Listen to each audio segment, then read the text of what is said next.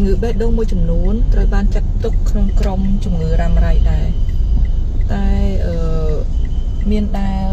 សាកល្បងគិតមើលទេថាអ្នកជំងឺបេះដូងគាត់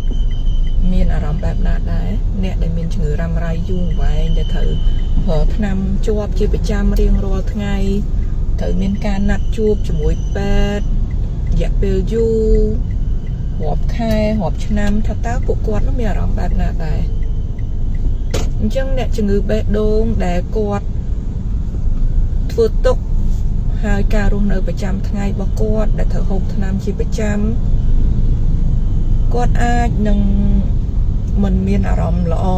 ស្រួលទេការចំណាយទៅលើពេទ្យការចំណាយទៅលើថ្នាំសុទ្ធតែជាអ្វីដែលពួកគាត់គិតហើយបើសិនជាគាត់ចាស់ទៀតគាត់គិតថាតើកូនគាត់បានចំណូលពីណាគ្រប់គ្រាន់អត់រកបានអត់ពេលខ្លះធ្វើឲ្យគាត់រីរែកក្នុងការមកតាមដានហើយនឹងធ្វើការព្យាបាលបន្តចុះប្រសិនបើលោកអ្នកអាចផ្ដល់ជូនពួកគាត់នៅការតាមដានសុខភាពបេះដូងប្រកបដោយគុណភាពជាមួយគ្រូពេទ្យឯកទេសដោយមានការពិគ្រោះវាស់ចង្វាក់បេះដូងនិងអេកូបេះដូងក្នុងរយៈពេលពេញ1ឆ្នាំដោយចំណាយត្រឹមតែជាង$100កុំភ្លេចកញ្ចប់បង់3ថែម2បានន័យថាបង់ត្រឹមតែ3ដងទទួលបានការពិនិត្យ